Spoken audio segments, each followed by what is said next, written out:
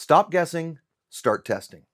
This one skill will instantly make your laser projects cleaner, faster, and more consistent. Let's make your first material test cards.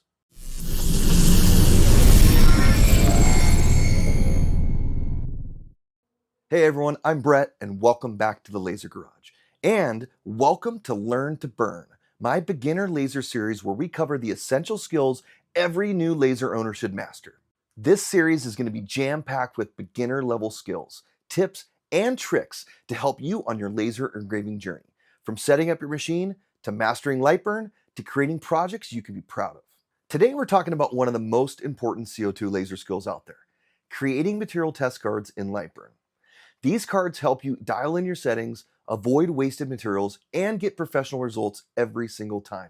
For this video, we'll be using my Monport Reno Pro. If you'd like to learn more about that specific laser, make sure to check out my full review of it. I'll link it right here in the description below. Before we jump into the skill though, let's talk about why test cards matter so much. Let's face it, every material reacts differently. Even two pieces of wood from the same sheet can engrave completely differently. Getting settings from other makers on YouTube or Facebook will also give you a good starting point, but engraving results will vary depending on your specific setup, even if you're using the same exact laser model. And worse, guessing at parameters means you'll waste time, material, and sometimes ruin a project. But a simple test card gives you a grid of real results, so you can see exactly what settings look best before committing to your final piece. When you take a few minutes to run test cards, you're not wasting time, you're investing in consistency. First and foremost, before running any tests, is to make sure your laser is ready to go. Your optics should be clean and aligned, focus set correctly, bed leveled, and your engraving offset scanning adjustments dialed in. I won't be going into these skills specifically in this video, but if you want to learn more about how to align your mirrors, clean your CO2 laser, or set up your laser for best engraving results, check out my other videos here on the channel. Links are in the description as well. Or if you'd like to dive into one of these topics or more, let me know down in the comments and I can feature it on a future Learn to Burn video. All right, let's hop over to LightBurn and set up our first material test card. All right, now that we are into LightBurn, let's go ahead and start our material test. First thing before we open the material test menu is I'm going to make sure that we're starting from user origin and from the top left corner. This will become more clear as we get further along into the test, and I'll bring that back up again. So to start our material test, we're going to go to the top menu. We're going to click on Laser Tools and Material Test. This will open up our material test generator. This is going to open up a wide range of different parameters that we can do. Here we have a bunch of presets. There's some built-in presets that you can use to help get you started. We'll actually use one of those, but you can see here I have a bunch of different presets saved as well. It's a really good idea to make sure you save these after you're done with them, so you kind of build up a catalog as you get different machines or you test different materials. You can pull from that in the future. But I'm going to use one of the presets here, and we're going to go ahead and make some modifications to it. But LightBurn has given these presets just to kind of help you get you, or just to kind of help get you started, I guess, if you just have no idea what settings to start. So since we're using a CO2 machine, we have a 45 watt CO2 machine, we're going to click on the CO2 cut test. And this is going to bring up our parameters of speed and power. These are the two most common parameters that you're going to use for test cards, at least with a CO2 laser. If you're running a galvo laser, like a fiber laser or UV laser, you may want to set this to interval, or there'll be other options like Q pulse and frequency that'll pop up if you have your laser or your fiber laser installed and you're not just running the DSP version of LightBurn. But in this case, we're just going to be using speed and power. Now, our minimum number here is going to be the slowest speed that we're going to be cutting at, and our maximum is obviously the highest speed that we're going to be cutting at. So if we go to preview, you'll see we have this card laid out, and we have our speed going up and down and our power going left and right. I like to run speed in millimeters per second always when I'm using a CO2 laser. I find that's the easiest and the most just kind of standard way to measure speed in CO2 lasers. If you're coming from the diode world, you may be more familiar with millimeters per minute, but for this example, we're using millimeters per second. And of course, we have our power over here. minimum speed or minimum power of 10% and maximum of 100.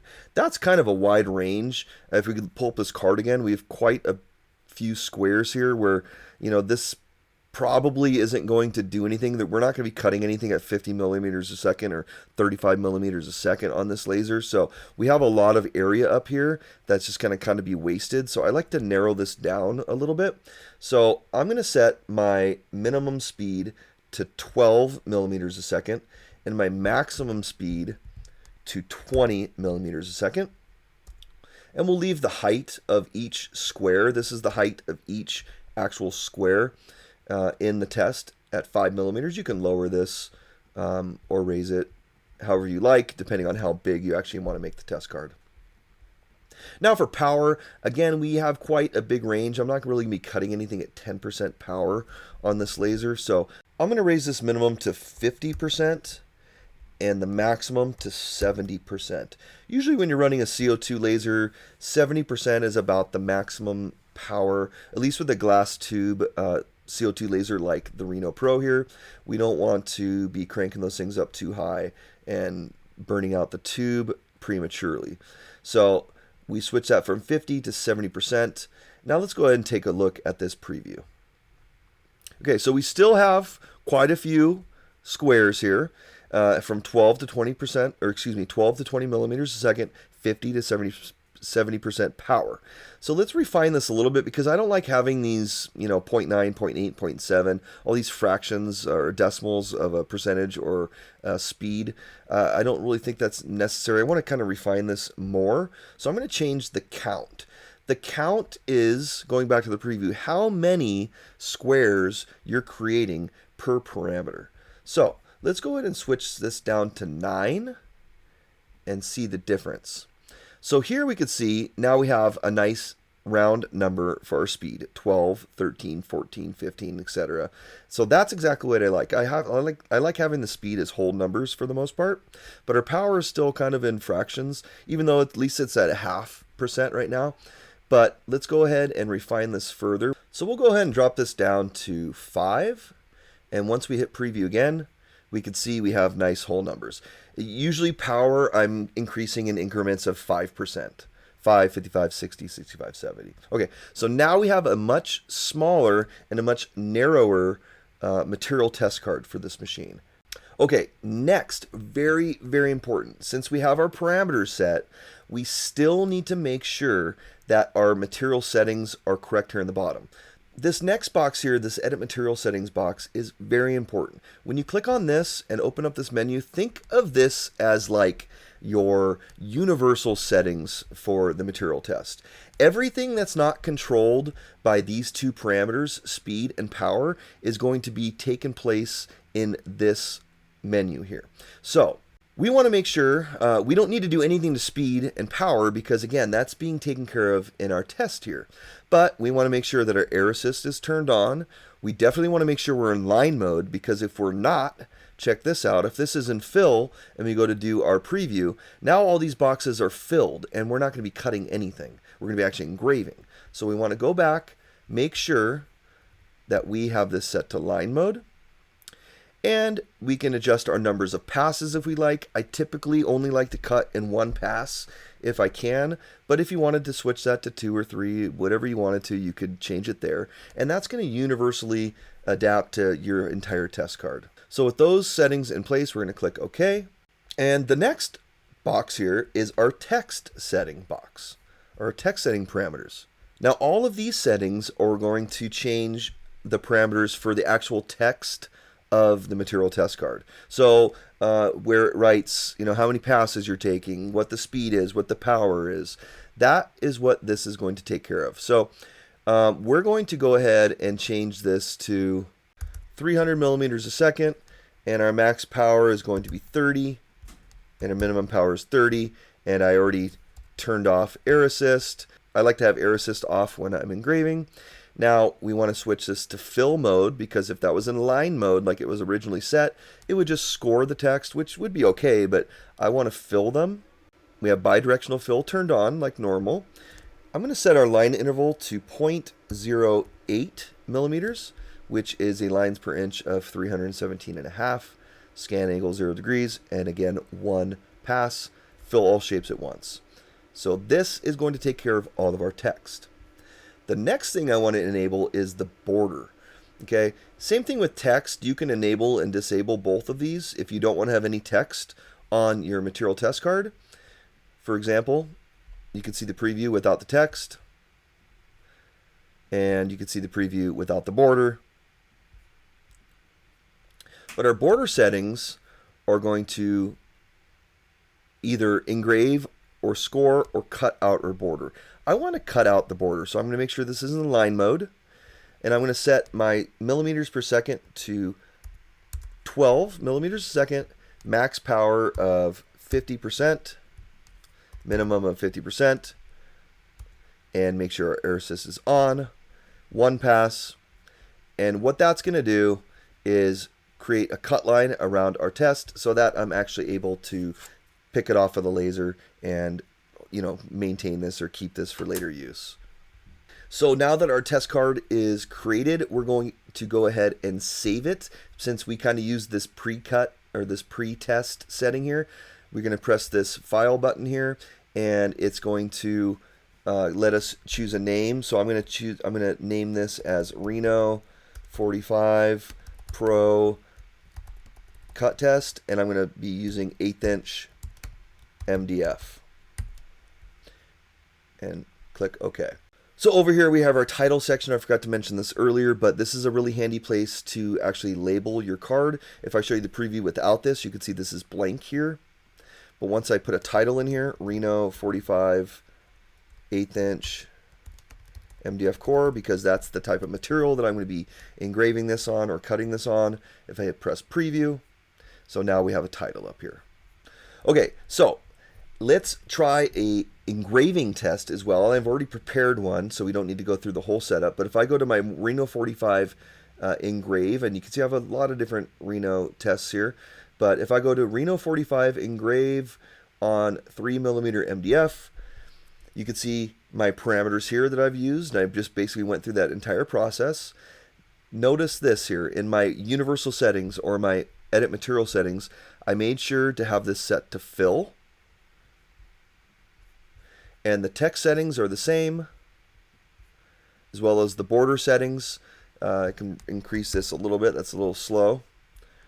But I'm going to engrave my text, and I also want to cut this card out. So when I go to preview, you can see my boxes are all engraved, and I made these ones a little bit bigger in this case. This is 7mm by 9mm.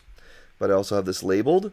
This shows our line interval, and it looks pretty good.